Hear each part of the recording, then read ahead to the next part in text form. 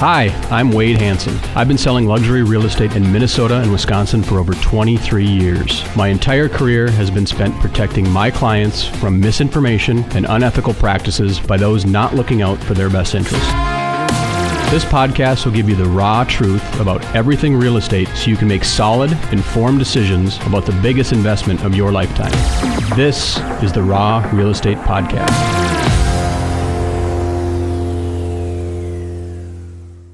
I think what my clients expect of me, and I think when the success I've had with the upper bracket in the luxury market is these folks look to the experts within their field for good, honest advice. They don't always take it, but they're always looking for the best in the business to give them the advice that's going to make them successful. And for me, I'm not afraid to give it to them, whether you're selling a $200,000 townhome or a $2 million lake home. I'm not afraid to just tell you exactly what I think of your property, what I think a buyer's going to think of your property, and how we best market that at the right price to maximize your investment. So you went right into real estate? Right into real estate. I've been doing real estate, well, this is year 23. I think I was licensed when I was 22. So how did that feel? Were you scared, nervous? Were you energetic? Couldn't wait to get to it? What was that like? Take me back to that point of your life. Yeah.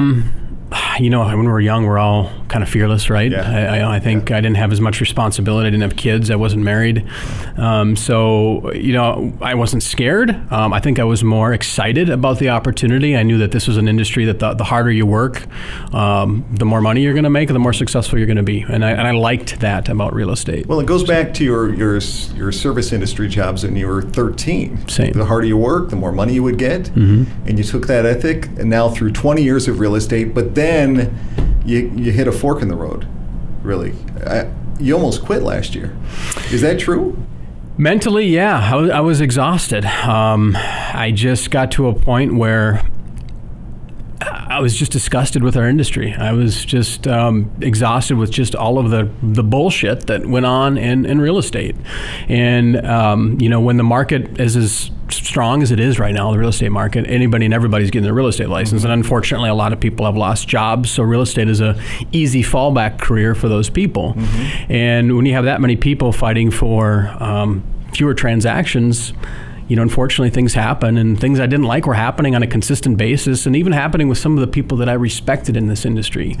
And I just got to a point where, do I really want to be associated with this? Is this something that just doesn't meet my values, right? So, so I recently went to a real estate conference and got a little bit re-energized and just realized that I had a voice. You know, I had, I'm one of those agents that I think I've gotten so busy in the day-to-day real estate business that I haven't shared that voice. And moving forward, I just want an opportunity to provide that transparency to the consumer, tell them exactly what's going on out there so they know a little bit more what happens behind the curtain of real estate. You don't have to like me, but you have to like the services I provide. And every single time I'm going to fight for every dollar I can for you, whether that's negotiating down for a buyer or up for a seller.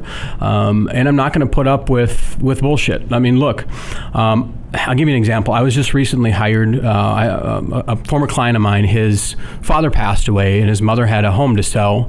And he basically, he's an executive at a very large Fortune 500 company here in the Twin Cities. And he basically just called me and said, Wade, I know you're my guy. I know you're not going to give me, you're not going to feed me a line of crap. I know you're going to do for my mom what you would do for your mom. Go get it done. And he followed my direction, did exactly what I recommended, sold his home. We listed it at $750, sold it for $800,000 in 24 hours. And, you know, he was tickled pink and happy. And, but that's just the type of person I am. My former clients, I think, would feel comfortable picking up the phone and calling me and having that same conversation. If I know that if I follow your advice, I follow your direction, you're going to do what's best for me being the client. You know, I hope the consumer walks away with information. I hope they walk away with a better understanding of what we do as real estate agents. We're not a $1 million listing LA or $1 million listing New York on Bravo TV. You know, we don't just throw lavish open houses and make millions of dollars. You know, we're not afraid to get our hands dirty. Right. So I think it's important that the consumer understands how hard we work, what we do, and what that 5% of the really good realtors in this business, what they look like private. Beyond private. My motto has always been work hard in silence and let success be your noise. That's how I've always lived my life. This is the last thing I thought I would ever do. I had this conversation with my team the other day. I just think I reached a plateau in just mentally in my career where I needed to challenge myself to do something else. And, this is an opportunity, I think, to just share my expertise, my knowledge, my almost 25 years of experience with the consumer, and not just with the, 90 to 100 people that I do a transaction with every year. One of the things that has really bothered me about the real estate business, especially in recent times, I think I heard a statistic somewhere that 80-some% of agents today have less than 5 years of experience in this business. So tell me a little bit about your philosophy on that and why you do that. Let's go with another statistic where over 80% of the people that get licensed are gone in 4.5 years. And if I was going to have my tooth fixed, I don't want a dentist that works 1 day a week and can't service me because he can't find daycare that day. Right. I don't want that. And professionalism was one of the first areas that were important to Bill and I, because we didn't like the concept of part-time agents.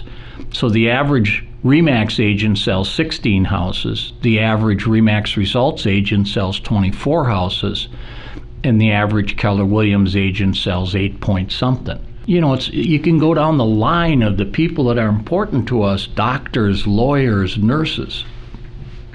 I want one that's educated and knowledgeable, and if you don't do your job every day, how can you know the market? If you haven't listed a house in 4 months, you have no idea what's going on. And if you don't show houses literally every day, you don't feel those minor swings in the market.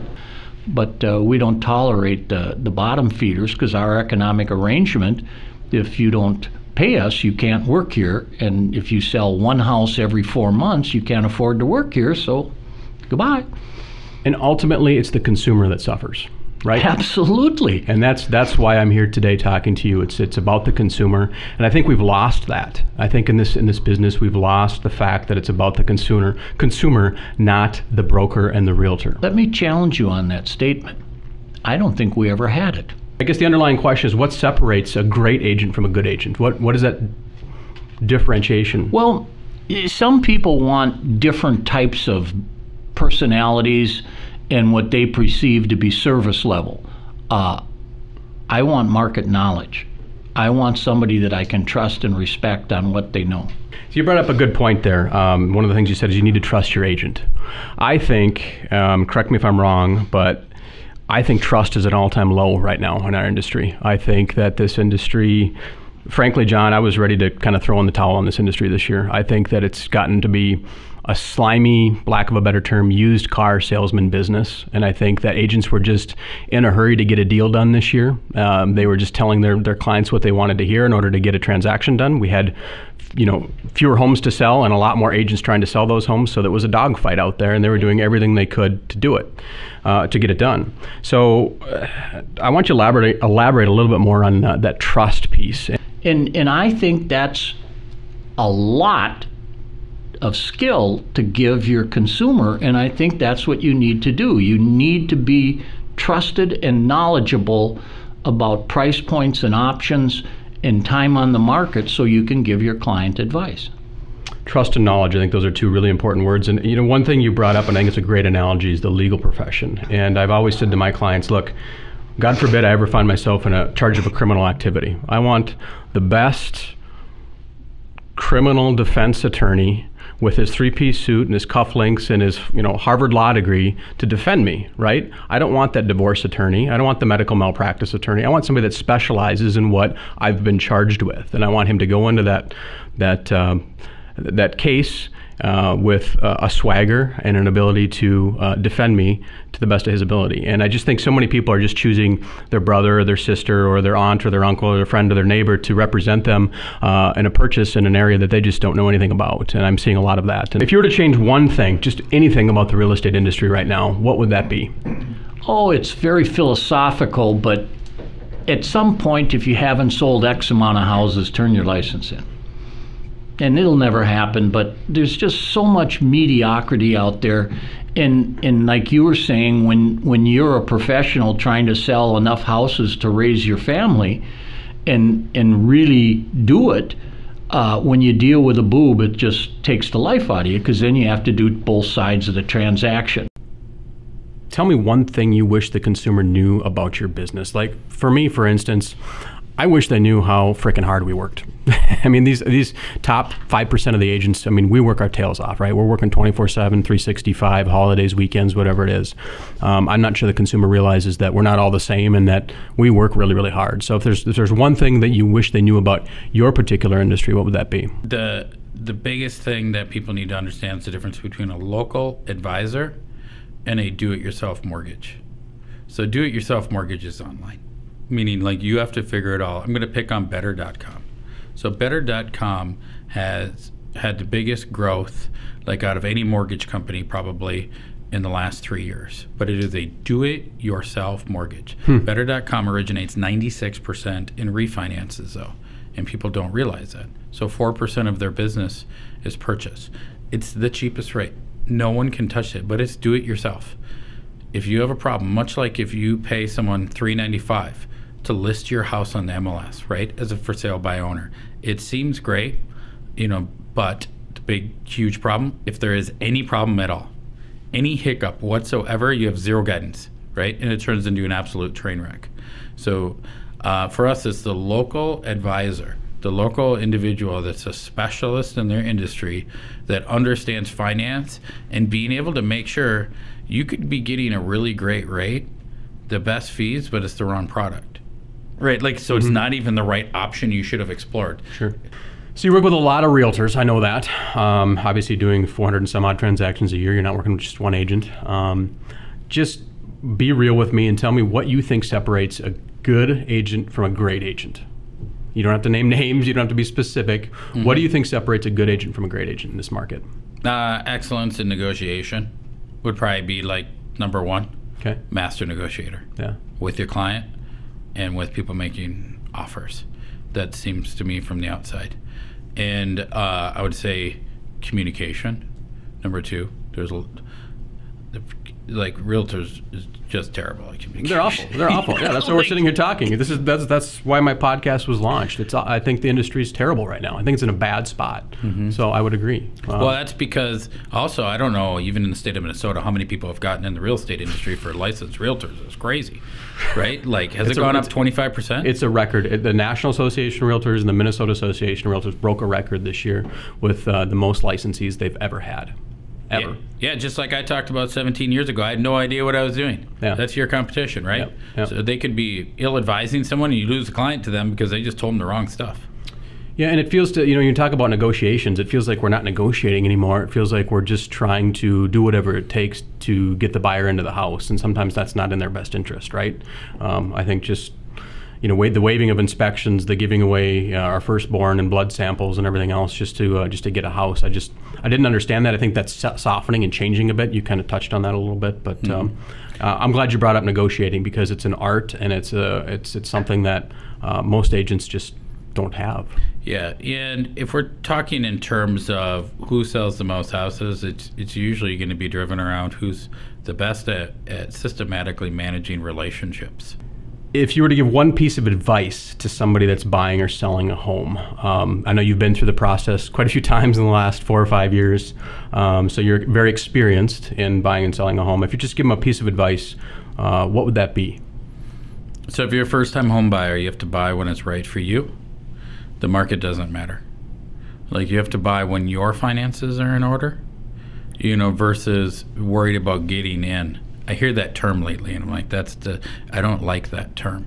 And the getting in, I think that's what drove our market a lot this last year, in my opinion. I brought this up before, but that whole fear of missing out, right? Everybody hears, well, rates are low, and the media is reporting how hot the real estate market is. If I don't get in now, I'm going to miss this tremendous opportunity. And I think that whole fear of missing out and just wanting to get in because everybody else is in the game buyers made some bad decisions, in my opinion. That's probably the number one reason I'm very proud to wave the RE/MAX results flag, is the fact that you guys don't bring on part-timers. You guys bring on professionals, full-time agents. You have certain expectations and certain standards of agents, and I'm not surrounded by just a bunch of warm bodies. And I think that's what our industry has become. I think there's brands out there that have been launched in the last my 25 years in this business that have become about bringing on somebody that could fog a mirror, and now they sell a couple homes a year, and they're doing something else full time. And frankly, that's what's got me. Not only you inspired me to start this podcast, but the lack of professionalism, the lack of I guess consumer-centric agents inspired me to launch this. And I just can't imagine. I've got a friend on Facebook. She's a full-time nurse and a part-time realtor. One, I don't want a nurse putting a needle in me thinking about a real estate transaction. And two, I don't want a real estate agent that has to work nights and next day show me homes and negotiate properties. So I think full-time agents and professionals is huge, and I think that's a great philosophy that you guys have always supported. You've nailed it. And there's been so many different real estate business models, brokerage models that have come and gone in my 21 years of doing this. And when the market does correct, it will someday when it takes us a subtle turn. It's some of these other models that we see out there where all the agents just drop off. Real estate has become more efficient and in a sense easier to do, but also real estate has never been more difficult. So I was reading National Association of Realtors, NAR. They put out their annual home buyer and seller report every year. It just came out. The annual it's the profile of the home buyer and seller. And last year was the highest year ever where buyers or sellers hired a real estate agent. That trend has just gone up over the last 40 years. So last year, 90% of sellers relied on real estate agents, the highest number we've ever seen. That number is not declining. Real estate agents have always been very relevant, and they will remain relevant because the transaction, while it's becoming easier with technology and tools and trends, it's also becoming complex. And artificial intelligence isn't going to replace a realtor like some companies might say. A computer isn't going to, I like the old saying, a computer isn't going to console a seller whose water heater just exploded the day of the closing. A realtor is going to handle that. In the 25 years I've been doing this, I know, you can speak to this too, the real estate contract has certainly gotten more complicated and a lot longer and a lot thicker. The business has gotten more complicated, but the level of entry has not gotten any harder. Hasn't changed. So do you think that will ever change? Do you really think that the Association of Realtors will ever step up and do something about that? I don't know. They're and that's common. I hear that from brokers all over the U.S. Right now the National Association of Realtors is 1.5 million members strong. So the point of entry, I think it was 2020, it was COVID. Everybody decided, I'm going to get my real estate license. Everybody. Some maybe shouldn't have, but it. I don't think it'll change, and I think the reason it won't change is, to be blunt with you, I think those that make those decisions, the president of the Minnesota Association of Realtors, the president of the National Association of Realtors, they're driven by monthly dues. Right? And their salary goes up, the more dues we inject into the bank account of the Association of Realtors. So the more people that are licensed, the more dues they get, and what do they care about, how hard it is to get into the business. So that's my opinion. I don't think that'll ever change, and I think it's unfortunate because I think it's the consumer that suffers. And I think that's going to continue to go on a downhill slide until something changes. So what's the one thing you wish the consumer knew about our industry? I think that there's a lot that goes on behind the scenes that the consumer just isn't aware of. I think, frankly, Brenda, I think there's a lot of greasy, slimy business practices that go on. I'm not being specific to results agents. I'm just saying in this business, I think people do things for a commission check rather than do things that are in the best interest of a buyer or seller or their client. And I see it every day. It happens all the time. I'm just wondering if you were to tell the consumer, man, you guys really need to know that this goes on in the real estate industry? Is there anything that you would share?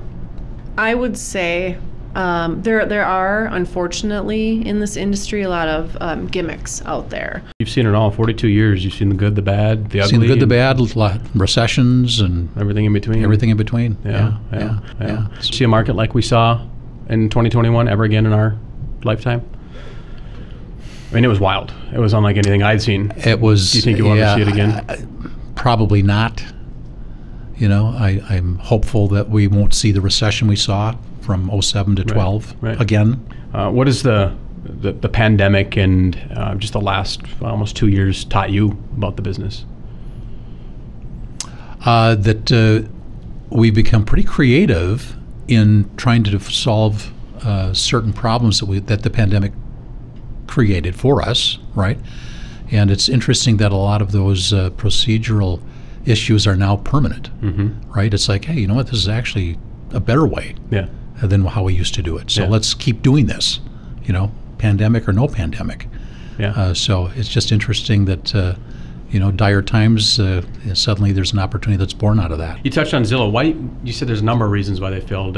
Give me a couple of reasons why you think they weren't successful in the iBuyer program. Well, I can speculate a little bit. Some I think we know, and some is speculation. Sure. So I think what we know is that what Richard Barton has said, the CEO of Zillow, is that they've always been trying to move their model to a place where their guaranteed offer number would exactly be what their Zestimate is. And I'm sure anybody that's been on the Zillow site has seen the Zestimate for the properties that they're looking at. Sure. And so they wanted those to be consistent. Okay. Well, they were never able to get there. Sure. For whatever reason, their algorithms couldn't be honed to the point where they could make those things consistent. Okay. And I think that caused some frustration. They couldn't react quickly enough to changes in the market that we've had. If you're in an always escalating market, it's pretty easy. Right. But once, at least here in the Twin Cities, as much as we don't want to admit it, there is some seasonality to this business. So in these markets, suddenly the algorithms become more difficult to try and put together so that you can still continue to make money when they're flipping properties. What are the fees typically associated with an average iBuyer program? Yeah, what can a consumer expect? When they originally came to the Twin Cities, Open Door was here first, okay, and Zillow came in within a few months behind them. And when Open Door first came in, their range, and it's dependent on the property itself and location, a lot of variables, was anywhere from 6.5 to 13. Wow. Okay. Zillow came in, and their bottom end was 8%, and they went from about 8 to about 13. Okay. Today, because of the volatility that we've seen in the market here this year in 2021, we're seeing those numbers run anywhere from probably on the low end about 7, and we've seen them as high as 20. Wow. And those are big numbers. Those are huge numbers. Those are huge service fee numbers. And then Zillow specifically also had another fee that they called it a holdback fee, and it was $5,000, so that at the closing they would retain an extra $5,000 from the seller for a 30-day period to look at the property once the sellers had vacated, make a determination as to whether or not it was in the condition they were expecting it to be in. If not, they had rights to any amount of that $5,000 to make those corrections. And then at the end of 30 days, if there was any money left in that holdover account or holdback account, then it would go back to the seller. Interesting. I'll be real honest with you. In the price points that I deal in, I don't see a lot of the people getting involved in the guaranteed offers or simple offers. So it's not something I run into a lot, and most of my clients just don't want it's just not something they'd be interested in, so I really haven't educated myself that much on it, so that's a lot of good information. And it'll be interesting to see if that truly becomes more of the new normal. What's your opinion on that? Do you think that there's always going to be a place for it? Do you think it'll take over more market share? What's your prediction? I think there will always be a place for it. I do not think it will take over more market share. One of the reasons I'm sitting here in front of you is I'm just kind of frustrated, disappointed, disgusted with just the real estate industry. I think it's gotten to a point this last, we'll call it since COVID, almost 2 years, where I think there's things going on in this industry that are just more about the agent than about the consumer. And I think we've lost sight of what's important, and that's giving that consumer A, the best experience possible, and B, for a seller trying to sell their home for as much money as possible in a short amount of time with the least amount of pain, right? And for a buyer, negotiating out a fair price and a fair, I guess, overall deal for that buyer. And I think we got into a situation this year where it was just more about an agent wanting to chase a commission check and get a deal done because there was more agents after, I think, fewer transactions. So I got to a level of frustration this year, and I'm just, what is one thing you wish the consumer knew about this industry that goes on? I mean, the ugly side of the industry. What is one thing you wish they were aware of in this industry? Well, I think the consumer might be aware of it. And I'll say this. I'll say that in all of the years that I've been doing this, I have not experienced a year like 2021 in terms of the number of calls that I've been getting from you, okay, meaning RE/MAX results sales executives saying, I'm absolutely frustrated. And the reason I'm frustrated and angry and upset is because the agent on the other side of the transaction has absolutely no clue about what they're doing. And because of that, they have caused a problem with the transaction where either it's unsolvable, or if it is solvable, it's like, okay, it's Rubik's Cube. How do we figure this thing out? Right? So give me some answers, try and help me get through this, walk me through some solutions that maybe we can put on the table to resurrect this transaction. And so, we've seen this periodically, at least throughout my career, where the market gets really good. Right?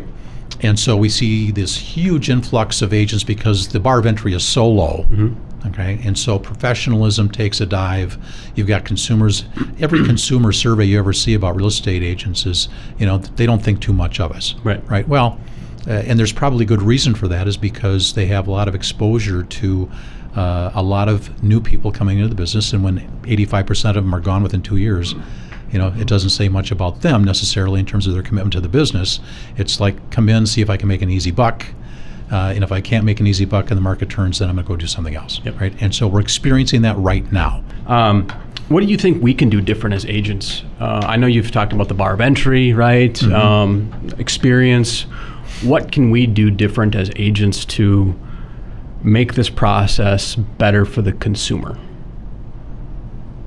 or more of? Maybe some of us, some of the really good agents are doing it. What can we? Yeah. So I will say this. Right now, today, the number one thing consumers are looking for from us, okay? It's, believe it or not, it's not our negotiating skills. Okay. Which it was a few years ago. Yep. All right. Today, they want open and honest communication. That's the number one thing. There was a survey that was just done, and of course, we don't rank very high, with a lot of consumers. And they said the number one reason is they think we lie. Right? Well, that's an interesting observation. What they're really looking for is open and honest communication. The number one thing. Absolutely. I think a lot of agents do lie, Mike. I'm going to be honest with you. You might be afraid to say it, but I think a lot of agents do lie. I know I've been lied to many times throughout a transaction. And I know, for me, I'm the type of person that look, I always tell my people, I'm going to be as honest and as open with you as I can, right? I'm like your physician. I'm going to tell you to diet and exercise. You don't have to diet and exercise, but you're not going to lose that weight. So I'm going to tell you exactly what you need to do in order to maximize your home's value, in order to sell it in the shortest amount of time, in order to make this process as painless as possible. But you don't have to do these things. And some of these things you may not like to hear, but I'm not afraid to tell you those things. So, and I think a lot of agents out there are just telling consumers what they want to hear. And I think that's where the lies come in, right? So I would agree with that. So. Yeah, well, and it's easier to do that in this market, right, where we've got such a huge inventory shortage, and so homes will sell, relatively quickly compared to history, right? And so you can get away with some of that. It's easy to look good on social media these days as a realtor, isn't it? Absolutely. I mean, everybody's selling it in 2 days with 20 offers and 40 showings. Right. And, Absolutely. I think that's slowly starting to change. I'm not sure what you're seeing out there, but do you see us getting out of this inventory shortage problem that we have? No. No, I don't either. No. I don't know that. I don't have the answer to that. I don't know how we fix that. I wish I had an answer Yeah, for it. yeah. I don't. Everybody thought, I think for a while there, it was nobody wanted to sell because of COVID, and then it was, well, they didn't build enough homes during the recession, and I think it's a combination of everything. It's this perfect storm. Thank you for listening to the Raw Real Estate Podcast. If you have any feedback for this episode or want to suggest a future topic or even possible guests, head to wadehansen.com. There you can get links to my Facebook and LinkedIn pages. And don't forget to subscribe to my YouTube channel to see the video version of this podcast too. Again, thank you for listening to the Raw Real Estate Podcast. We'll talk soon.